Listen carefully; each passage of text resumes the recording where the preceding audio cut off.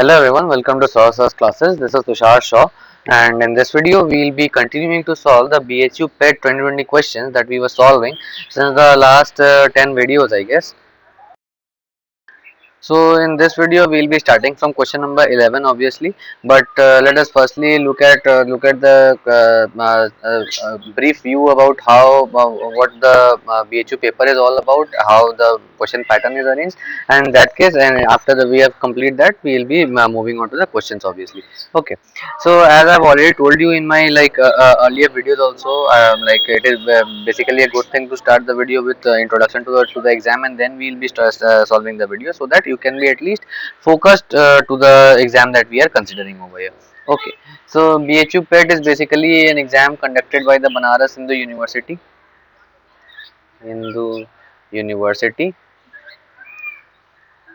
for admissions in MSc.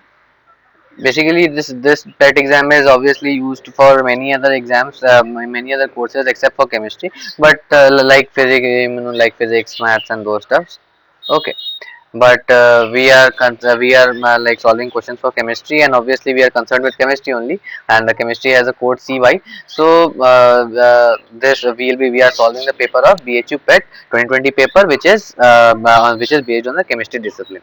Okay, now basically this was all about the college. Then now in the paper we have only MCQ type questions. There are 120 questions of MCQ type, each of them having awarded 2 marks for right question, and one half mark will be deducted for wrong question.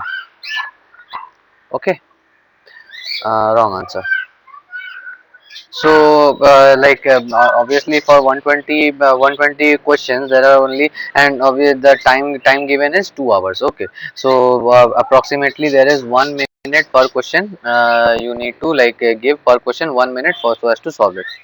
Okay, so yeah, so this was all about the introduction. Now let us move on to the exact question, that is question number 11, and let us solve it and see whether it is what are the concepts that are there. Okay, so question number 11 says that tautomers differ in configuration at asymmetric carbon due to hemiacetal ring form are tautomers, epimers, conformers, anomers. Okay, so for discussing this question, like this is obviously a question derived from the hemiacetal ring. This concept is very largely used in the carbohydrate chapter, specifically for conversion of glucose into Fischer to the cyclic form. Okay, so let us firstly look at one or two examples regarding that, and then we'll be discussing what kind of structure will it be making. Okay, what kind of configuration will it be having. Okay, so let us consider the most basic example that we all know, and we will be discussing about that only. So I am drawing glucose over here.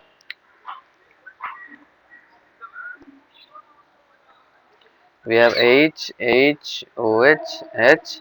We have OH, H, OH, OH.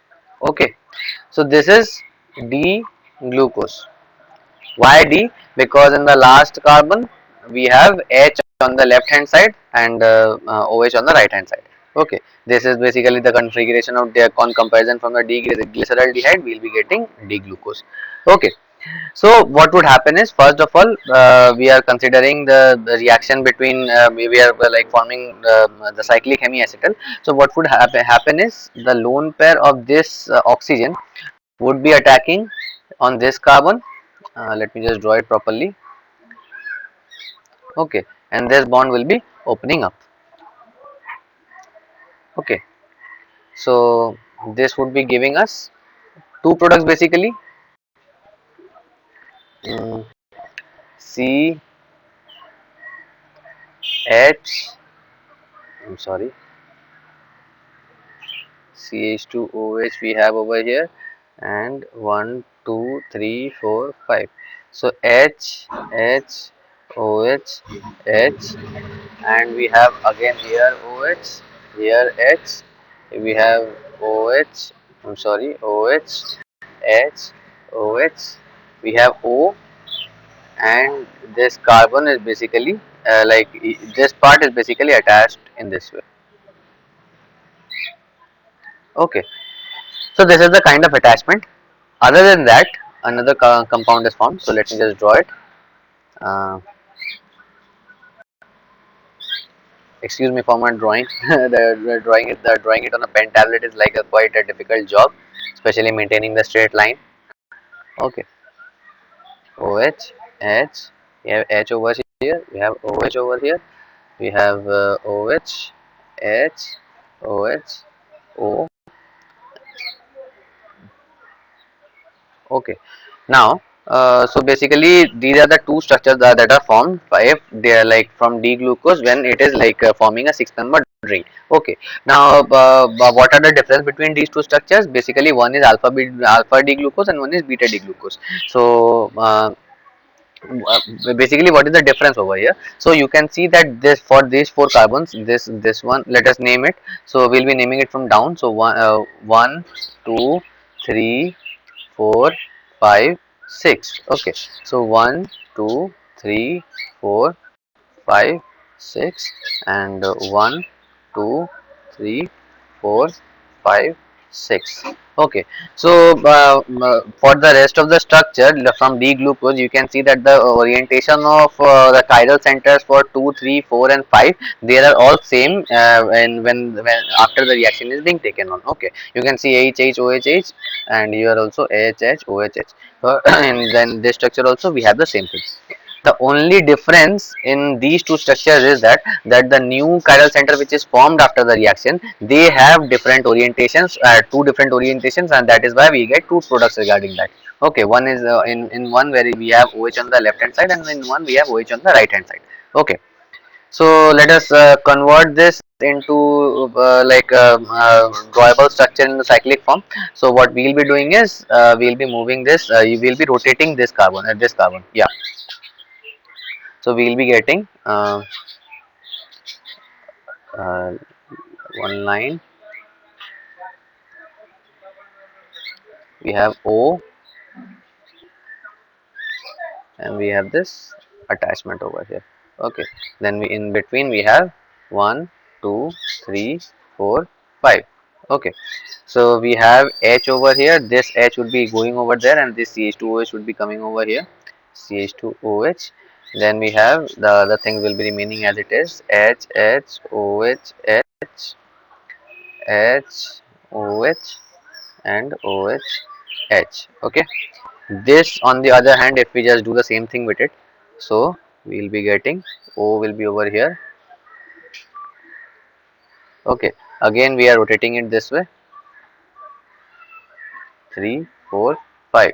So we have H over here, we have CH2OH over here, we have H, OH, H, OH, H, OH, H, OH. Okay. Now, as these structures are now drawn, let us convert it into the respective cyclic form. Okay. So, what we will be doing is, let us firstly draw a cyclohexane type species, a planar cyclohexane. Okay. Again, O. Now, what you got to do is the groups in this structure which are on the left hand side, they'll be above the plane, and the groups which are there on the right hand side, they'll be below the plane. Okay, for both the structures. Like in this case, first of all, you have oxygen over here, and in the next carbon we have CH2OH on the left hand side and H on the right hand side. So in the next carbon, CH2OH will be on the above, and the H will be on the below. Okay, then the next carbon we have H above, OH down. Okay, so H is above, OH is down. In the next carbon we have OH above, H down, OH above, H down, and again where we have H above, OH down, H above, OH down, and then in the final we have OH above and H down.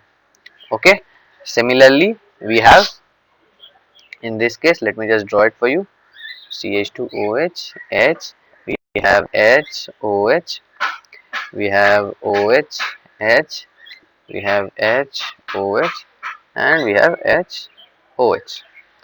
Okay, so this is basically, this is like in this case you have this is beta D glucose.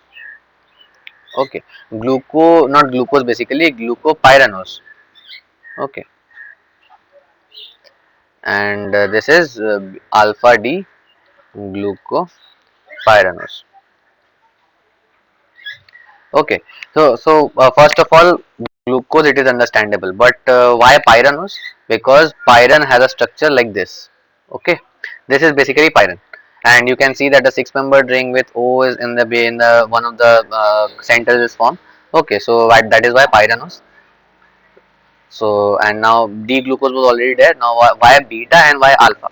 So these two structures only differ at this carbon. Okay, this carbon, and you can see this carbon. So in this carbon, you can, in the beta this glucopyranose structure, the OH is above the plane, and that is why it is given as beta, as in it representing the beta bond, beta wedge.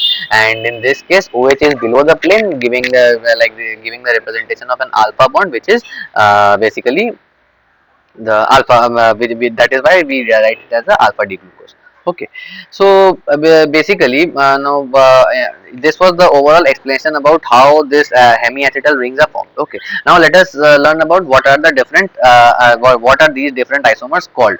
Okay, so so the first of all, let us look at the only difference that we'll be learning from this example is epimers and anomers. Okay, conformers and tautomers are like quite easy concepts. So let us firstly discuss the epimers and anomers. So basically, if in any let us talk about the again the glucose structure. So we have CHO, CH2OH. Okay, so H, and we have OH, H, OH, OH. Okay, so this is basically D glucose, and we have, let us take another arbitrary carbohydrate with six membered rings with say six carbons.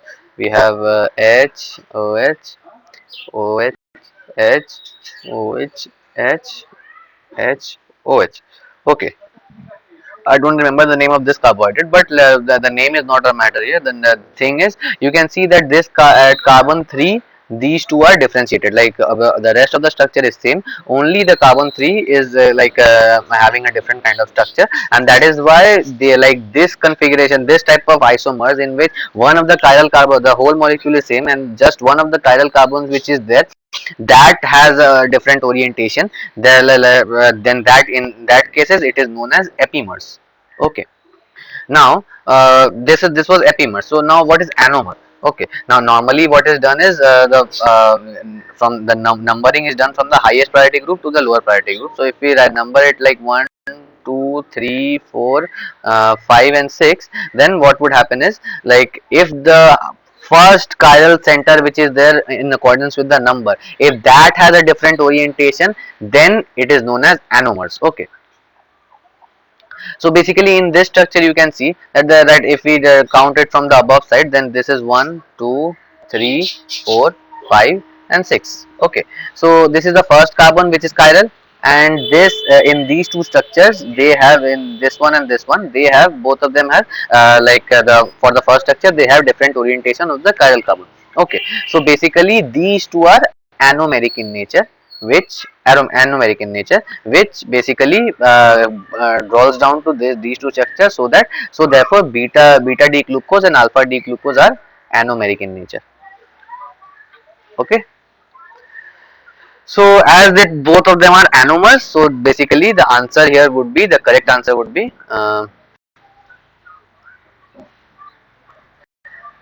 correct answer would be uh, D, anomers. Okay, now this epimers and epimeric and anomeric concept, these are like just limited to the hemiacetal ring. So now what are tautomers and conformers? So basically conformers is nothing but the different type of orientation of a single molecule. Okay, let us say we have chair conformation, we have board conformation of a cyclohexane ring. Okay, these are like, they are same structure, the no bond is broken, just the orientation is changed a bit in the 3D space, and they are known as conformations. So basically this kind of concept is not like taking place in case of this beta D hemiacetal ring formation, for example this beta D glucopyranose and alpha D glucopyranose. Okay, so conformation won't be the answer. And tautomer, basically you guys already know tautomer, the very easy concept that is which is let us take a very common example. This is keto form, and this is enol form. So basically, this is one example of keto enol tautomerism where the functional group changes. Okay, the not just the position of the any group changes, the functional group changes its functionality from the keto to the enol. Okay, that the type of that type of tautomerism, or that type of conformational changes is also not seen, because basically the whole situation is same in both the alpha and the beta D glucopyranosis. Just the only thing is that at the anomeric carbon, that is at the first chiral carbon, there is a different in orientation, different in arrangement of the H and OH atoms, and that is why they are known as anomeric in nature, and hence we have anomers D as the correct answer. Okay, so let us end this video here. I guess you have learned a lot about how carbohydrate, first of all, how to draw the structure of the hemiacetal ring from the normal extended form of glucose, and then the concepts of anomeric carbon and epimeric carbon.